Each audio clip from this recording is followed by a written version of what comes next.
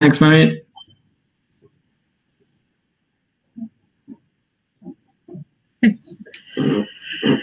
So, hi, good morning. My name is Giselle. We're back here for my weekly tips and techniques on how to deal with lockdown. I have been sort of discussing different ways that you can help yourself with your emotional well-being. There's a lot going on in our lives that feel very out of control. But in any situation, there are always things that we can control and things that we can do for ourselves to help ourselves and improve our situation. So I'm very excited that today I have the wonderful Elliot Newton here, who we're going to attempt to have a conversation, because today what we're going to be doing is looking at nature and how nature is very linked to improving our emotional well-being. Now, Elliot has done so much over his life to help our environment and our nature. He has been a contributor and a creator of conservation groups. He has worked on nature reserves within the borough of Kingston. He's been a big influence on Kingston Zoo, and I'm not sure if anyone went to the amazing wild event at the Rose Theatre, which I think was last year. Time is starting to get a bit out of control. And he is now the Biodiversity Officer of Kingston Council, where he is helping to integrate to help improve wildlife and nature and to help our communities within the borough. So welcome, Elliot. It's really lovely to have you. Well, thank you for having me. I'm excited for this. Yes. So I know that you're extremely passionate about nature and extremely passionate about what it can do for individuals and communities. So I thought it would be really good to hear about how you feel about nature, your experience of nature.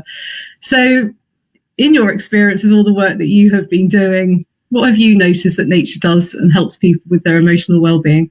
Yeah, absolutely. So I think I've been passionate about wildlife for as long as I can remember. I think my first word was actually even garden, because I was always just staring outside of my window, just looking at the garden in my mum and dad's house. And it's always been an absolutely amazing wealth of interest. And just the more you learn about it, the more exciting it becomes. And being working in conservation as I have for over the last years now, 7 years or so, the evidence base has really improved in terms of how you can benefit psychologically and physically in terms of your well-being from engaging with nature. And I've seen this on a personal level to my own physical and mental well-being, but also when we used to run volunteering sessions out in various green spaces across Kingston, you get people who might have been struggling with their mental health or physical health, and by being part of the community and the conservation projects, you see a vast improvement in their health, and they really enjoy it, and they feel amazing. So yeah, there's a lot of really good personal experiences there that are being added to by the evidence base all the time. So yeah, amazing. Yeah, because I think we're, as humans, we are programmed, aren't we, to respond to nature. We're programmed to respond to trees and water and plants. And it's quite interesting, sort of when I work my private work, because I work with people, and I get them to imagine themselves in a safe place, a place where they can feel really relaxed. They always go to nature. Or if you do the gratitude technique of, doing 3 things that you're grateful for in a day, people aren't ever going, I'm grateful because I got £20 today. People are grateful because of the sunshine or the wind or the nature. It always comes back to the nature or family or community.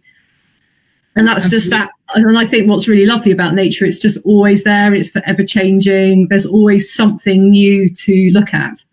Yeah, I think sometimes people forget that we evolved on this planet. We are ourselves animals. We are meant to be part of these ecosystems that have emerged around us. And I think what has happened over the last, especially 200 years since the Industrial Revolution or whatever, some people become more and more disconnected from the natural world, and that brings a whole level of different potential health issues. Somebody called Tony Juniper quoted the term nature deficit disorder, which people weren't engaging enough with the natural world. And a report by The Guardian a few years ago said that 3/4 of our children spend less time outdoors than prison inmates. So we've got these chronic sort of issues within society where people aren't engaging with nature, which can bring a whole plethora of health issues. But yeah, I think especially in this time of lockdown, where life is being stripped down, as you say, to its like bare necessities, where we're looking at where our local environment becomes so much more present and apparent. And I think it's a really good opportunity to reflect and watch and just try and reconnect with what is close to us when we take around all the sort of noise that normal life used to present. Exactly. I mean, I'm starting to really notice how loud nature is. So I have a teeny tiny little garden, but quite bizarrely, I've got 2 apple trees in it. And I was sitting in the garden yesterday, and the sound of the bees droning in amongst the blossom, it was really, really loud. And I'm really starting to hear the bird song, really noticing the things that maybe before I wasn't able to hear because the aeroplanes and cars and just the general noise of living in a city. And what I find interesting is the place where people are going are their local parks. I think this is what's become really special to people since lockdown is I think our true liberation is coming from being able to go outside and go to parks or be able to go down by the river. I think for people, one of the worst possible things out of this would be that freedom got taken away. I think the fact is that the government is still advising that we do our one piece of exercise a day, where we try and get out and do that walk or that cycle ride. That shows you that even in this time of, massive lockdown, we're still advocating that people get outside where they can and engage with nature in a sort of socially distancing, appropriate way. So that just demonstrates the importance of the local green spaces that we're fortunate to have. And that is that is something that's really fundamental to us getting through this crisis, that we can either engage with nature on these walks, or if you're lucky enough to have a garden, or even if you don't live in a flat, just using your windows and areas to reconnect with nature. Because as you say, we're seeing nature sort of sing louder. Even I'm hearing the bird song louder than I listen to birds, and it sounds even louder to me. And spring is such an amazing time of year to engage and look at nature, because it's going from a period of latency, of hibernation, and just sort of quiet as we see spring burst into life. So you get up about 6 o'clock in the morning if you're earlier inclined enough. The dawn chorus is in full swing, especially a naturalist would say the best dawn chorus is sort of the second half of April almost. So we're pretty much that's good to know. Prime time for dawn chorus. So if you want to try and get up and just listen to even the sound of a robin, a wren, or a blackbird, it's just so melodic, it's just a beautiful sound. So, and just listening to that and appreciating that now we've got the time to is really, really, really a good thing to do. Yeah. Because I think, there's a lot of evidence that it's when the brain gets bored, because the brain is looking for stimulation all the time. And I always find a bored brain is a bit of a dangerous brain. It starts going off on one. And we are very much alive from here upwards. We're sort of in the head. We kind of forget about the rest of us. And our thoughts start taking over. And for those who have experienced anxiety or depression before, or people who might be starting to feel these things for the first time, the common thing is the rumination. It's that the brain going round and round and round, worrying about what's going to happen. And of course, there is an awful lot to worry about, and we don't know, our futures are unknown. However, constantly ruminating over it doesn't change the situation, and it doesn't help the situation. And all that does then is it puts us in that hyper alert state, which is then creating all this adrenaline to flush through our system, which in itself has physical and emotional problems within ourselves. So just to get a break from that can be great. And I think alongside the feeling of worry and anxiety, I think people are starting to get a little bit listless. We're a few weeks in now. Our 4 walls are starting to get a bit samey. I mean, I'm struggling to remember what's happening from day to day, in the sense that I feel like I'm a bit of a bubble. I assume other people are feeling like that too. And our brain starts to look for stimulation, and there are lots of ways we can try and get that. So we can maybe get that from having a drink or going online or stuff like that. But actually, nature is so alive and so forever changing, and because it affects every single sense within our bodies, our sight, our sound, the hearing, our emotional selves, that the brain gets so much stimulation from observing nature. Mm-hmm. So, and it's free, and it's just there. It's just, as you were saying, you can just look out the window. I can see a tree out my window, and I've taken to looking at it more often, or watching the birds fly. So I remember you saying that there was a research thing on that. Yeah, absolutely. So you're so right. I couldn't agree more. The brain is such a complicated sort of tool that we have. It needs that sort of food to be stimulated, and people look at different ways to do that. But the reason I think our brain, from an evolutionary perspective, is so looking to be stimulated is because we come from nature, and we needed to be observant of all the different things when we're living that hunter-gatherer sort of way of life. So in conservation, we sometimes use the term hedonic adaptation, and this is basically that, saying we need unless you're living in a stimulated environment where you're observant of different things, your mental energy starts to plateau. So if you're more aware of the bird song or the butterflies that we're now seeing, and the invertebrates, and observing trees and having that active stimulation to keep your mind busy, it really can have so many positive mental health benefits. And that has been well cited across the evidence base, and it really is a growing wealth of evidence to support that, which is really, really nice to see. Even looking at like research from the University of Exeter, they had a control group of people who had some sort of mental health sort of issues, and they had a control group with medication, and a control group which was prescribed a nature-based activity. And the group that was given nature and they're engaging with it, they responded much better than the medicated group, which is amazing, isn't it? And if you have a hospital bed which is near a window, I think you're more likely to recover faster. Yeah. So by having that sort of stimulation, and the best thing about wildlife in my mind, the more you take note of it, the more you look at it, the more you try and listen and learn, the more amazing it becomes, because there's so much more we don't know, and it's an ever giving. And at this time, last week I was in the park and I was saying, oh, the leaves aren't out yet. And then 2 days later, they're all just exploded. I love that green. It's my favourite green, as that spring, the fresh, brand new leaves in the tree. So I think people might think that how can they really get involved in nature? We can't jump in the car and go to a big nature reserve. Well, some people are very lucky they've got that on their doorsteps, and that is where they're walking. But, we can't go and climb Snowdon at the moment. We can't do all that type of thing. And people might think, well, actually, that's how you have to immerse yourself in nature. But it's not the case. We can immerse ourselves in this. I can immerse myself in my very lovely peace lily. I love my peace lily. It's about being with it at that moment. So whether it's a houseplant, whether it's looking at the tree out the window, whether it's being in the park and just stopping and hearing the bird song, or noticing the wind rustling in the trees. The amount of times I'm going into the park and I'm just seeing people with their phones, and they're just sitting on benches on their phones, and I'm just thinking, what are you doing? We've got an hour a day or something to be outside. 23 hours a day where we're inside, where we can look at our phones. Look at the nature. That is how you're going to feel and heal so much better emotionally.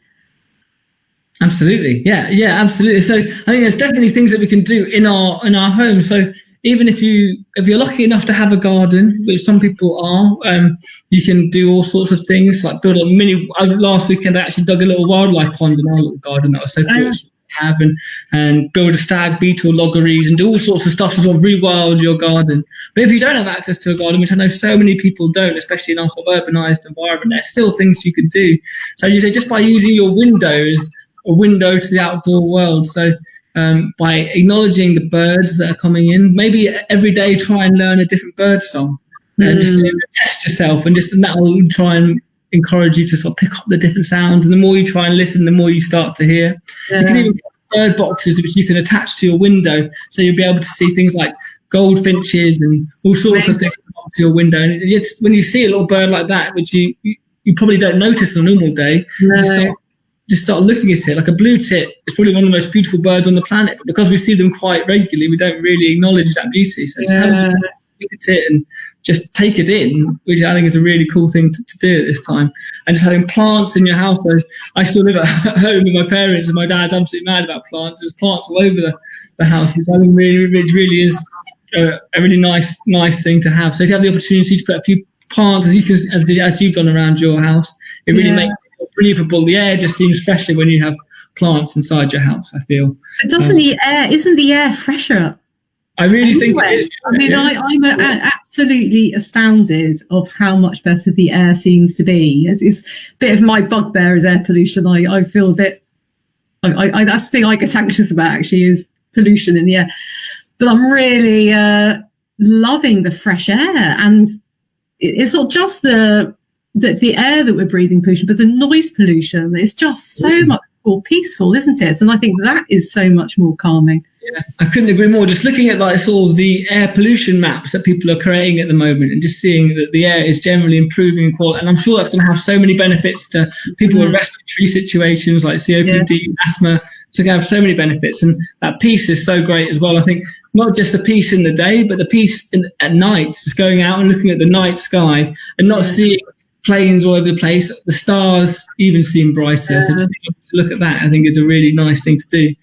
So there's a lot of, I mean, there are two really good evidence-based ways to improve emotional well-being. Is mindfulness, and mindfulness is about being mindful in the moment, just being able to recognize when the thoughts come in and letting the thoughts go out, and by focusing on something that really helps. So people can use breathing as a mindful activity, but also looking at nature is a very mindful activity, as we said before. So looking at the way the leaves rustle and hearing the rustle, and just maybe watching a bee flying. Or I've really got into watching pigeons. I love the way they fly, the way they sort of glide, and then suddenly their wings come up and then off they go again. And they sort of do this flap and then off they go. And you hear it. Each bird has its own very special dance in the sky, and to sort of watch it, and as you gradually get to know their flight patterns, you can just follow it. It's absolutely gorgeous. So that's sort of a very mindful thing, but also gratitude. So bringing gratitude into your life, noticing what you're grateful for. It's so easy to focus on the problems and what is going wrong in our lives. But actually, there's a huge amount of evidence to suggest just by thinking of 3 things that you're grateful for in a day, every day, improves your emotional well-being by a large amount. So when I think of my gratitude things at the moment, it's always to do with nature. It's to do with the beautiful weather. I mean, you think about actually how the weather has changed through this lockdown. I mean, I remember when I first started doing these Facebook things, I think I was wearing a big polo neck up to here because I was so cold. And now, the sun is shining and spring has sprung. So there's lots of things that we can feel grateful for. And I think the connection to nature, for me, is one of the biggest things. And looking around me, I can see other people feel like that too. And I think the more mindful you are about the natural wonders around you, and as you say, you can be looking out your window or in your garden or in the park or just walking down your street, the greater that feeling of gratitude can be as well. Mm-hmm. Yeah, no, completely. And going back to what you were saying about sort of bird flight and acknowledging that, I couldn't agree more. In ecology, we use the word "jizz" to describe. It's a bit of a strange word, but we use it to describe the flight of birds. It's called general impression, shape, and size. And as you say, the pigeon has that sort of lumbering sort of way it moves, but if you see a woodpecker, it sort of undulates through the sky like this. It goes up and down, and very soon at the end of this month, we'll start seeing swifts arrive from Africa, and they have this amazing dance where they're pirouetting in the sky. And so just acknowledging that and being grateful for these amazing creatures that also call Kingston home. I think it really helps build that sense of community, not just between our neighbours, but also the natural world around us, and being grateful for that. Because our natural world is part of our community, isn't it? And it's not just the people who live in the area. It's actually the environment that you're connecting with creates that sense of community as well. And I think that is the thing that's really amazing about this particular time, is how communities are coming together. I mean, the amount of volunteers that are offering their services to help people within the borough is just phenomenal.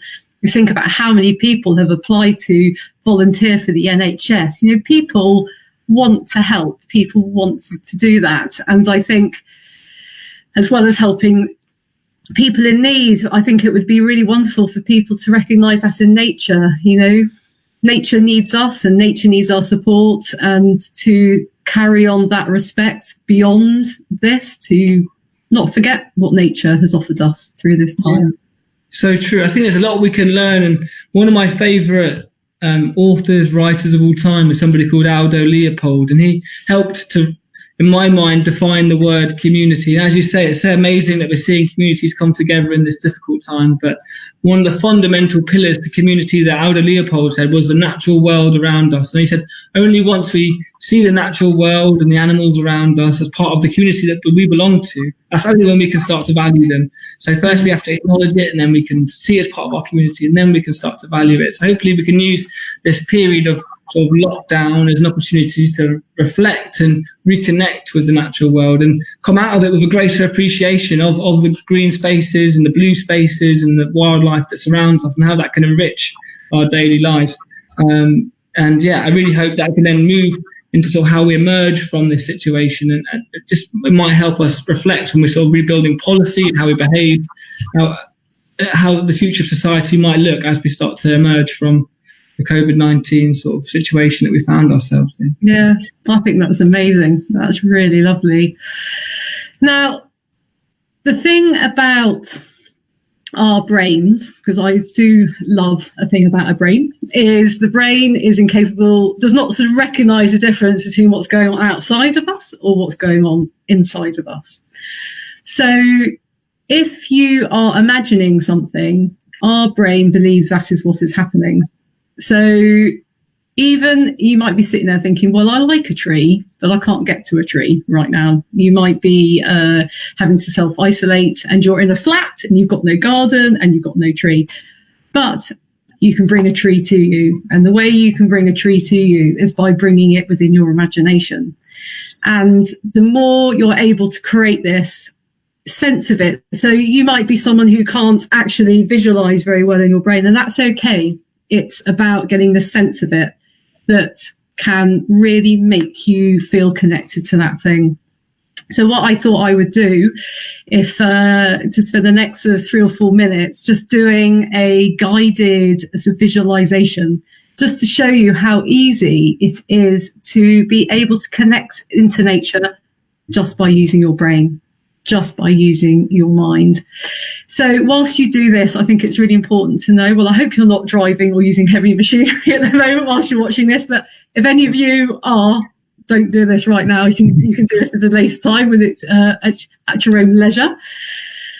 So if you just take a moment just to get comfortable where you are, sitting in your chair, or you could be lying on the bed, and just taking a few deep breaths. You might like to just close your eyes whilst you're doing this.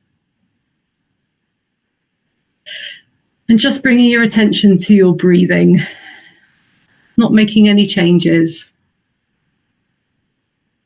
Just noticing the in-breath as it goes in and as it goes out. Maybe becoming aware of where the breath feels the strongest to you. Maybe it's the feel of the air going into your nose, the rise of your chest. And just bringing your attention to that particular area. That breathing in and that breathing out.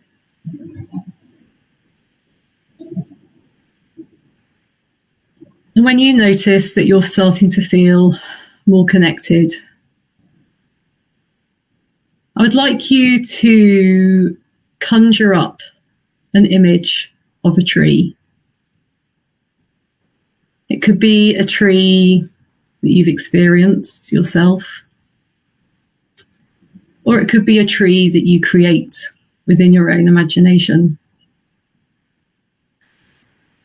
And I want you to see that tree in front of you.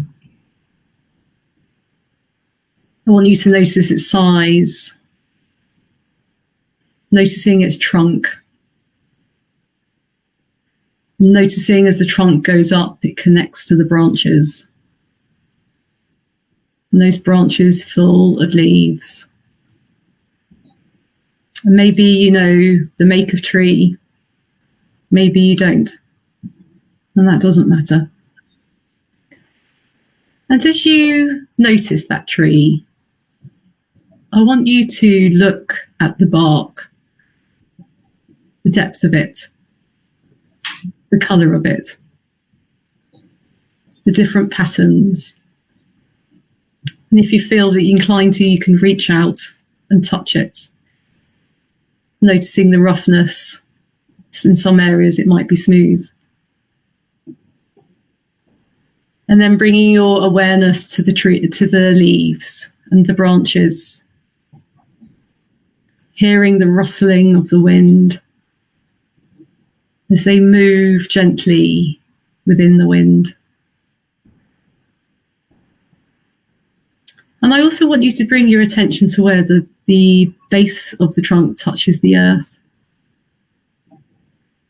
And knowing that beneath the ground, beyond your vision, the roots go deep, deep down and far out, supporting the tree, holding the tree, nourishing the tree. All these different elements of the tree are feeding it, supporting it. The leaves catching the sunlight, the trunk supporting, the roots nourishing. And within your own imagination, I'd like you just to go and sit up next to that tree, placing your back on that trunk, feeling it, allowing yourself to be fully supported by it, becoming aware of what that tree experiences on a daily basis.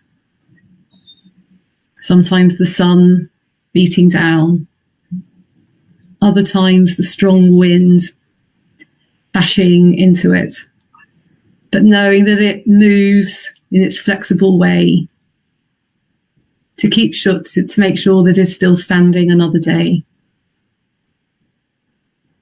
Allowing whatever it is that's thrown at it, to allow it to be nourished, to still be standing, to being.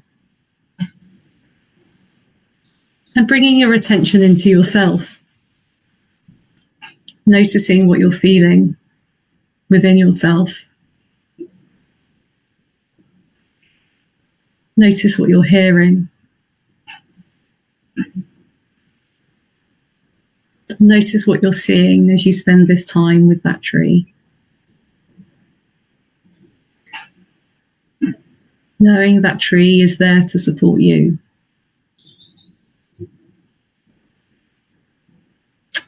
Knowing that whenever it is that you want to connect with nature,